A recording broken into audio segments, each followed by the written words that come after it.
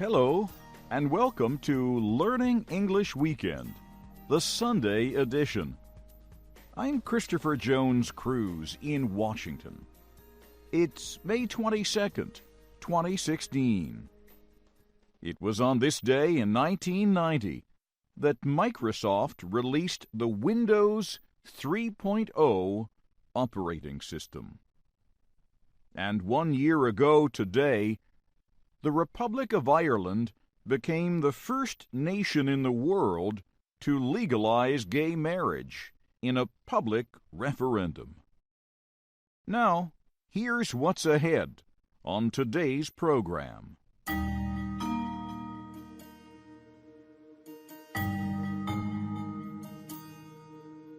In our weekly higher education report, Pete Musto will tell us why so many incidents of sexual assault at American colleges and universities are not reported. Then, Anna Matteo will be with us, as she is every Sunday, with Words and Their Stories. This week, she will tell you about some of the many expressions in American English that sound pleasant, but are not. And as we always do on the Sunday edition of Learning English Weekend, we will present The Making of a Nation. This week in our series, we will discuss the presidential election of 1920 and the man who won, Warren Harding. So you can see, as always, we have a lot for you today. Every day of the year, we bring you news from and about America and the world. And every Sunday, we tell you the often surprising and always interesting history of the United States.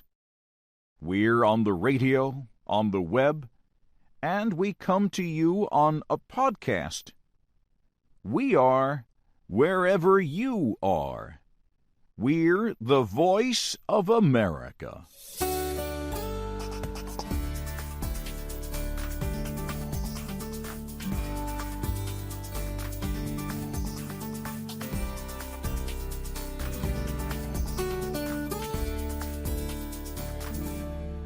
We begin the program, as we do every Sunday, with a look at what is happening in American higher education. This week we bring you a disturbing report. More than half of college students did not report incidents of sexual assault because they did not think it was, in a recent survey's words, serious enough. Others said they were embarrassed or thought nothing would be done. The survey was conducted last year by the Association of American Universities, an organization that studies issues of higher education. Researchers asked more than 150,000 students at 27 universities to complete a survey about their experiences and attitudes toward sexual assault. Pete Musto tells us more about the survey's findings. David Cantor is one of the authors of the report. He says AAU researchers wanted to learn how big of a problem sexual assault is on college campuses. The main focus was to try to get an idea of how often sexual assault is happening and how many times are specific individuals actually victimized by different forms of sexual assault and sexual misconduct. The study found over 23% of female undergraduate students had experienced a sexual assault. The study also found over 11% of all surveyed students had experienced an assault. In addition, the study found drugs and alcohol were often involved. Not all colleges are the same, Cantor says. But at all 27 colleges, no more than 28% of incidents of forced sexual penetration were reported. In 2014, the Bureau of Justice Statistics, a government agency that researches crime, conducted a study with the help of the research organization RTI International. The Campus Climate Survey Validation Study involved anonymous interviews with 23,000 students at 9 U.S. colleges and universities about the issue of sexual violence. The Bureau then released the findings of the study in January. Chris Krebs is a researcher with RTI International. Krebs says it is too early to say what causes one school to have more attacks than another. The reality is that a lot of schools don't know much about the problem of sexual assault among their students. They know it exists, and we know that the minority of assaults get reported to authorities on campus. But most schools don't have survey data like those that we collected to inform their thinking or their policies and practices. Krebs says responses from authorities can be part of the problem. The schools they studied where students thought poorly of the administration had higher rates of sexual assault. Bonnie Fisher helped write the AAU report. She says that gathering information about sexual assault is important, but Fisher says that she wants to see students and school administrations working together to solve this problem. Jennifer Sho, 21, studies finance at the University of Cincinnati, or UC, in Cincinnati, Ohio. Sho wanted to attend the school from a very early age. Her mother attended UC as well as her brother. She says she loves the school to this day, but her life completely changed on August 22, 2015. At a party off campus, she was attacked. She did not know her attacker. There's no going back for me. There's no changing anything for me. I'm kind of just stuck living with it. But Sho wants to prevent the same thing from happening to others. She learned of a student group called Not on My Campus. It started at the Southern Methodist University in Dallas, Texas in 2013. The group tries to get students to talk about the issue of sexual violence. Now there are similar groups at campuses across the country. Sho started her own Not on My Campus group at UC with the help of her friend in the Pi Kappa Phi fraternity.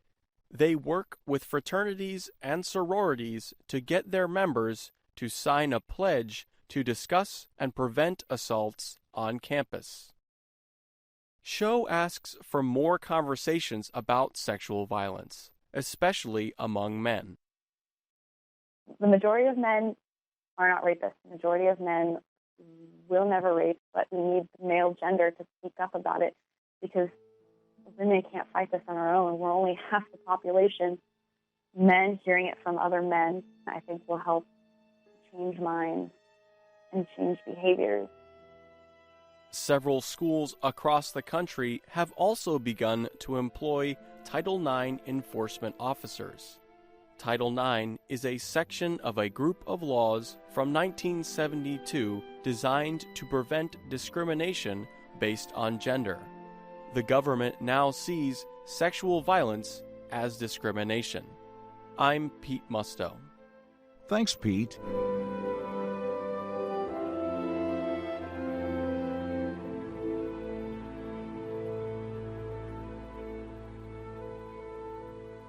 Now, if it's Sunday, it's time for Anna Mateo and Words and Their Stories, one of our most popular programs. Today, Anna tells us about some expressions you might hear in American English that sound like the speaker is being nice to you. But as you are about to find out, that isn't the case.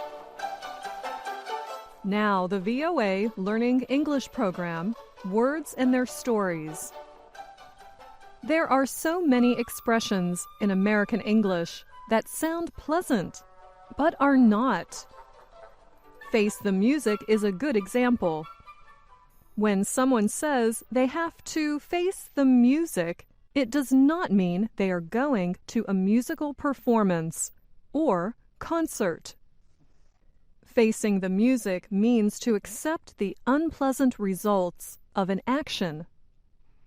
Americans often use the word face in this way. For example, I can't face another night of camping. It's cold and rainy. Or, in life, it is important to face your fears.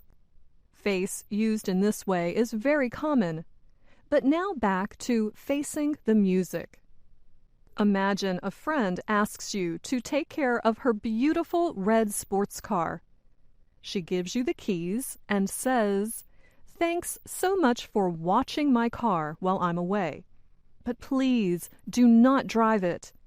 It is an extremely fast car, and you are not on the insurance."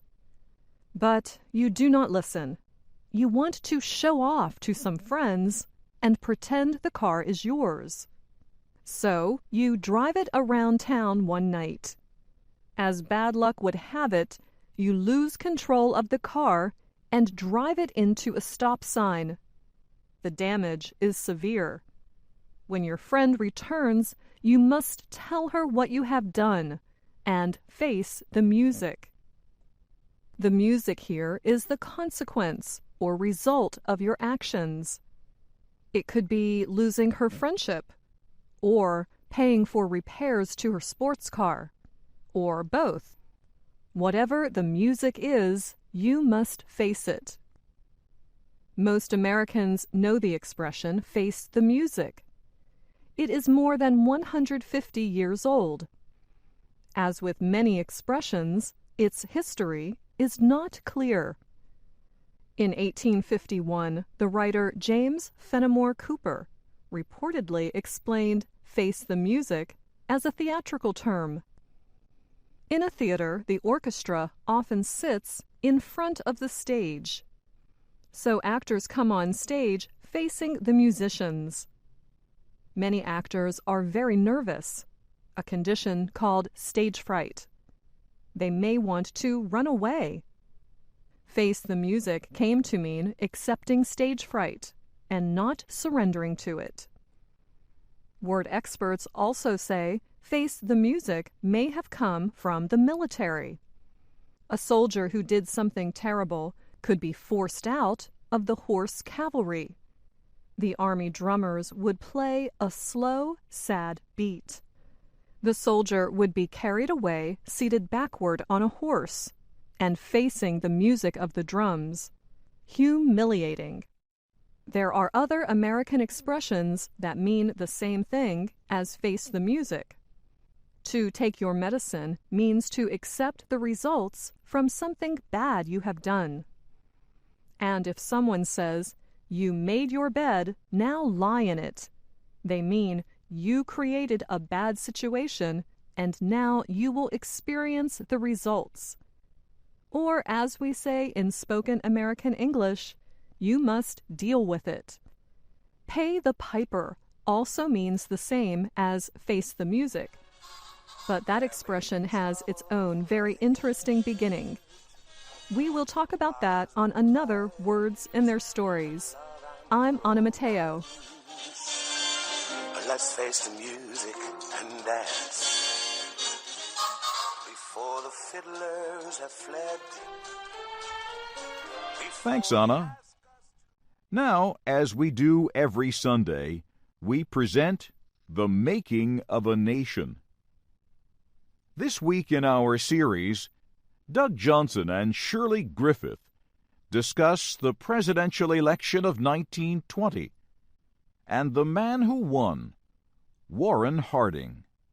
The presidential election of 1920 was a turning point in American politics. It ended a period of social reforms at home and an active foreign policy. It began a period of conservative thinking in both the political and social life of the nation. American reporter H. L. Mencken described the national feeling this way: "The majority of Americans are tired of idealism. They want capitalism, openly and without apology." President Woodrow Wilson had suffered a stroke during his second term. He was very sick. No one expected him to be a candidate again. Yet he refused to announce that he would not run for a third term. Woodrow Wilson had done much during his administration. He helped pass important laws dealing with trade, banking, and the rights of workers. He led the nation through the bloody World War in Europe. He tried, but failed, to have the United States join the new international organization, the League of Nations.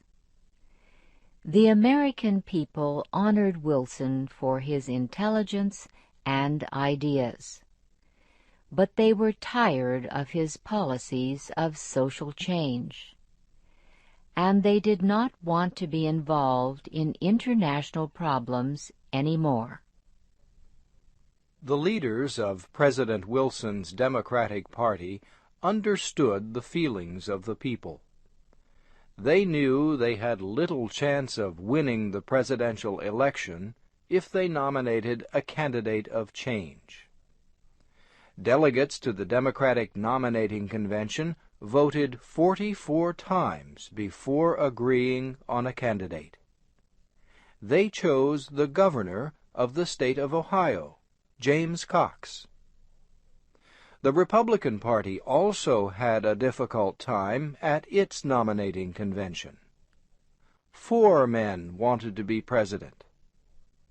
The delegates voted 6 times. None of the men gained enough support, so several party leaders met in private. They agreed that only one man, a compromise candidate, could win the support of the convention. He was a senator from the state of Ohio, Warren Harding. The delegates voted 10 more times before choosing Harding as their candidate for president. For vice president, they chose Calvin Coolidge of Massachusetts.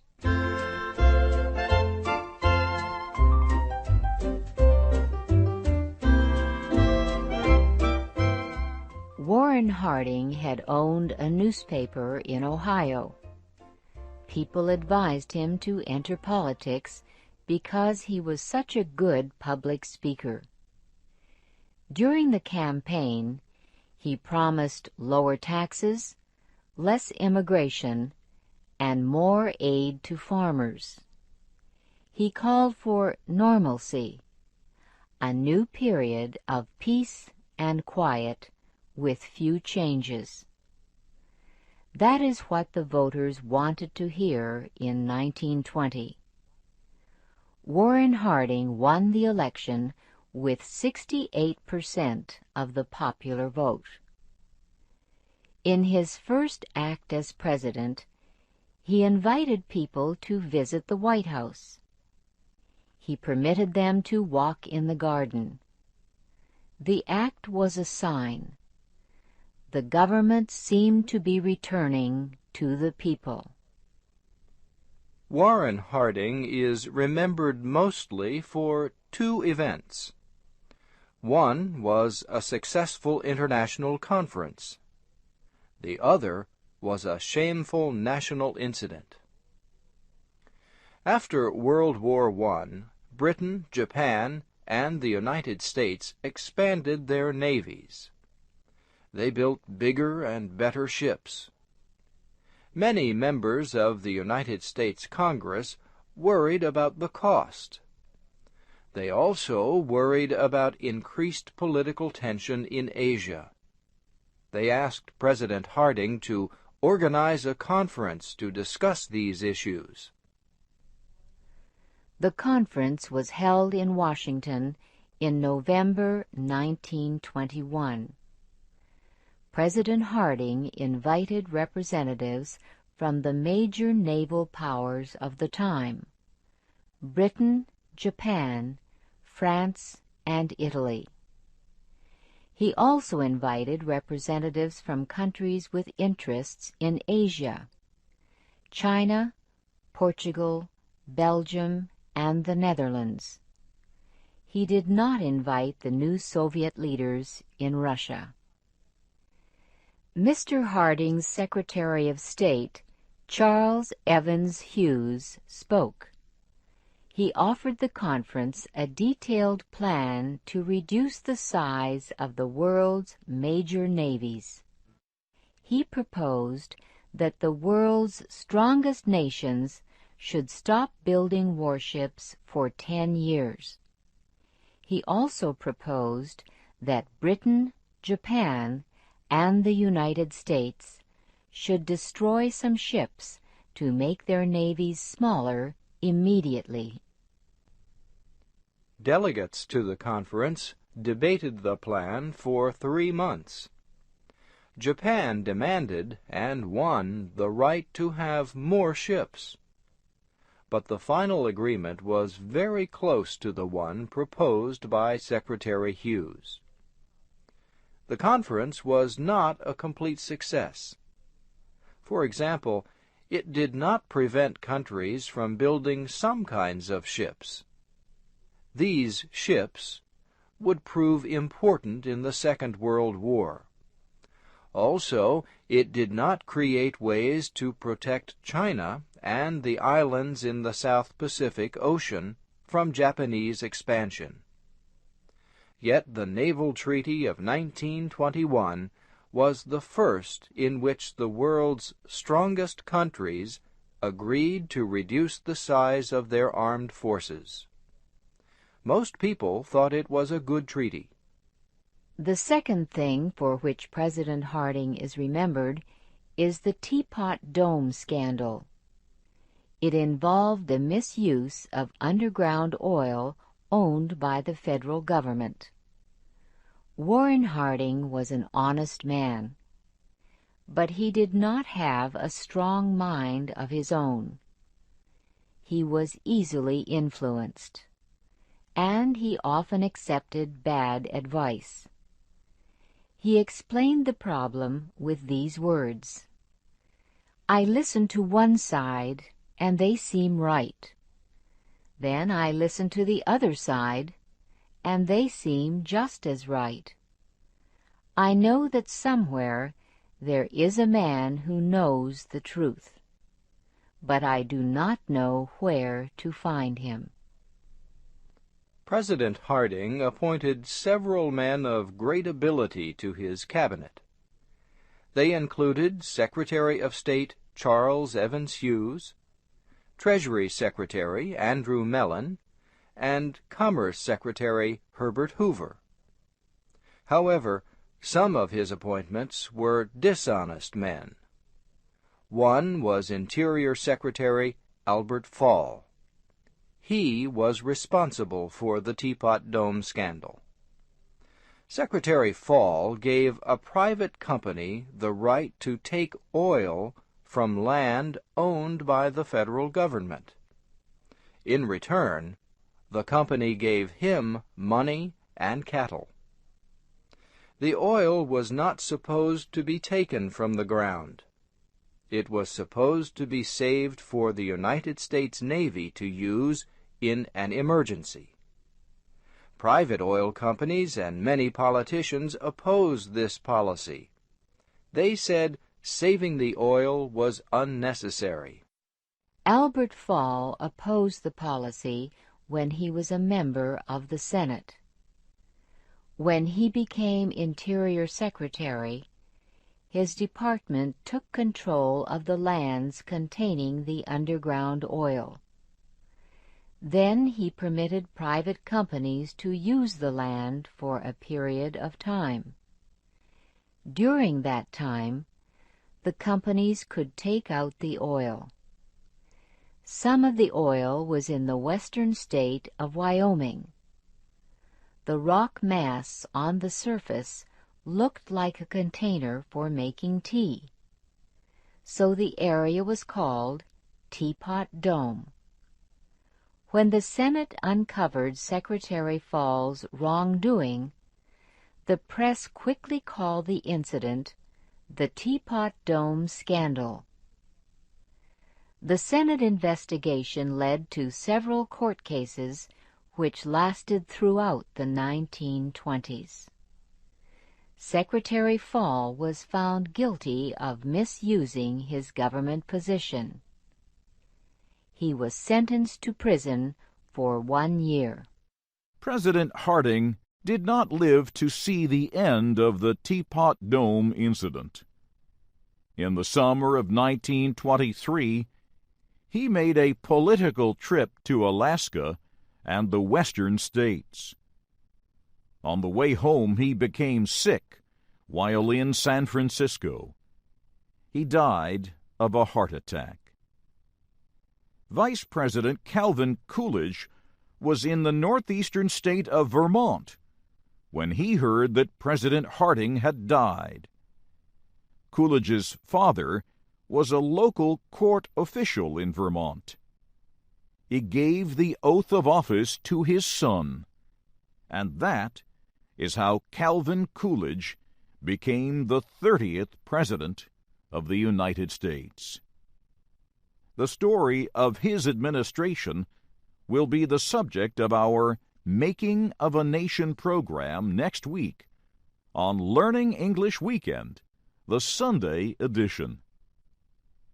This Making of a Nation program was written by David Jarmuel. It was presented by Doug Johnson and Shirley Griffith, and we thank them all. You can find the entire Making of a Nation series online with transcripts, MP3s, podcasts, and images at learningenglish.voanews.com. That's learningenglish.voanews.com. And while you are visiting our website, you can also read and listen to all of the stories that you have just heard on this program. Well, that's Learning English Weekend, the Sunday edition. We hope it has informed and entertained you, and has helped you learn everyday American English. Next week on this program, in addition to the Making of a Nation, we'll bring you the latest news from higher education. And Anna Mateo will be here as always with words and their stories. That's all next Sunday, so don't miss it. We'd like to hear from you. Send us an email. Our address is learningenglish@voanews.com. That's learningenglish@voanews.com, and we really do read every message you send us. I'm Christopher Jones Cruz, reporting from Washington. For all of us here at VOA Learning English, thanks for spending some time with us today. Jonathan Evans will be here tomorrow at this same time to help you learn everyday American English with As It Is Monday, the weekly Learning English broadcast, webcast, and podcast from the Voice of America.